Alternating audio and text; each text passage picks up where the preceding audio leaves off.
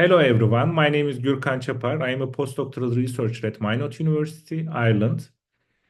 Today I am here to present my recent book titled Balancing Unconstitutional Constitutional Amendments, which has just come out from Tekton Vertag, a German publishing house, and which is also available open access at Nomos webpage. First, I would like to express my gratitude to everyone who helped me to write this book and helped me to publish it as a book. Second, I would like to express my gratitude to Professor Giuseppe Martunico for inviting me here to present this book.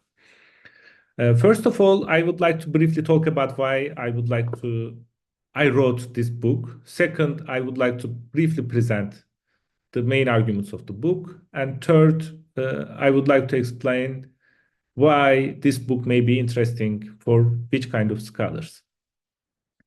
First, I wrote this book, as it is clear, it's a book about unconstitutional constitutional amendment doctrine, because I find very interesting a couple of cases given by Colombia Constitutional Court.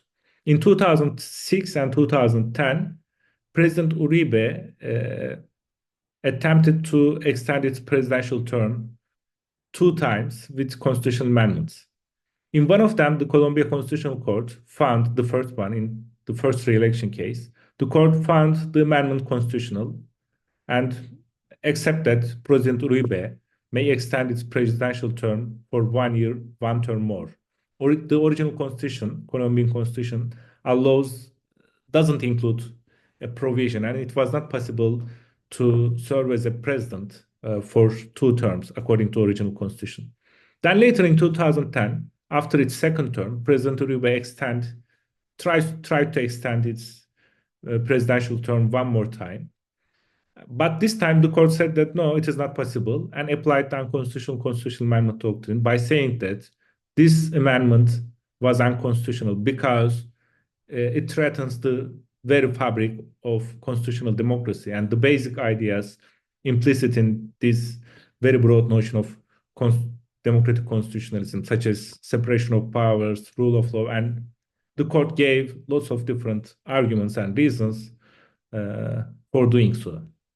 And it was interesting from a legal theorist and for anyone who are interested in legal theory, because we have 2 cases, almost the same factual background. In one of them, the court says yes, in the other says no. That's why it was interesting for me to understand the reasons or to think about this, and especially from the perspective of interpretive legitimacy. What makes these 2 different interpretation acceptable from the perspective of constitutional theory, even though the same provisions are applicable, almost the same factual backgrounds. Of course, nothing is factually the same, but more or less they are almost identical. So I decided to write this book, and my intention was to apply Robert Alexis' balancing formula to explain why the outcome was justifiably different in these cases. And I applied, in fact, balancing formula. And this was the second part of the book. In the second part, I deal with the interpretive legitimacy question of the unconstitutional constitutional amendment doctrine, and try to apply Robert Alexis' balancing formula to this issue. And I argue that we can think of it as a balance between amendment power and constitutional power, or constitutional innovation or amendment and constitutional stability. I argue that we can think of them as formal principles in Alexian sense, authoritarian principles, not because in Alexian literature is generally developed for human rights and find a way to explain the human rights adjudication.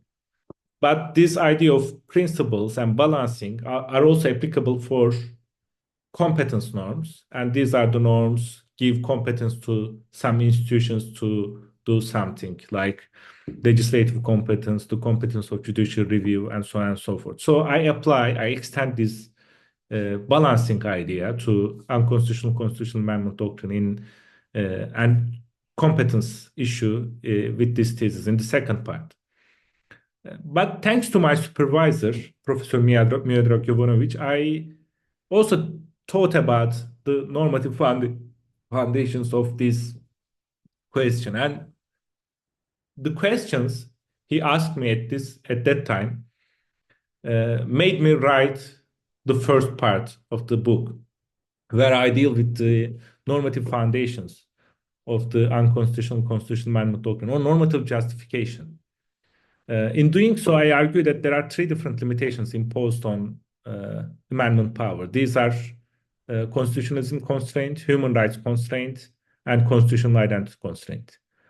So, by arguing then that amendment power is limited because there are some limitations, blah, blah, blah, I try to conclude that, at least show that there are some reasons for thinking of the idea of unconstitutional constitutional amendment doctrine. And there are some reasons for courts to apply this doctrine. So the first part seeks to provide a general explanation for the normative reasons applicable to this idea of constitutional amendment, mostly through the literature on amendment power and constituent power. And in the second part, I try to explain how this doctrine can be used legitimately from the perspective of democratic legitimacy without undermining the basic principles and conditions of democracy, or how the courts can use it legitimately without abusing or misusing it. This is more or less the main arguments of the book. So lastly, I would like to say a couple of things about why this book would be interesting for constitutional scholars and anyone interested in legal and political philosophy. First of all, I think there's a recent tradition. There is a recent there is something popular recently in both constitutional and political philosophers. Many people who are doing constitutional theory approach the constitutional law or constitutional theory from the perspective of political philosophy, or by using the tools they acquire from legal or political philosophy. I can give many examples of it, but I think this book is also part of this tradition. I also try to approach the problems arising at the problems of constitutional law from the perspective of legal and political philosophy. In the first part is mostly can be seen as an example of constitutional theory mixed with political philosophy, because, for example, I use political conception of human rights, mainly developed by political people developed by people doing political philosophy. But it is also an example of legal theory, because in the second part, I use Robert Alexi's theory, principles theory and balancing formula. Of course, it's an example of legal theory, but because too much about interpretation, it has to do with also constitutional theory. So I think this book is both methodologically, with the way it approached the problem, can be a good example for anyone who are interested in writing a thesis also. I know this book is, of course, longer than revised somehow and edited when I am turning this thesis into a book, but again can be seen how to approach constitutional problems, at least from a philosophically oriented perspective. So I would like to thank everyone once again, especially to European Academy of Legal Theory for incentivizing me to turn this thesis into a book, because it was a dead project for me and I couldn't find much time to turn back to this project during my PhD and after my PhD due to many reasons. But with the invitation, I had a chance to do it.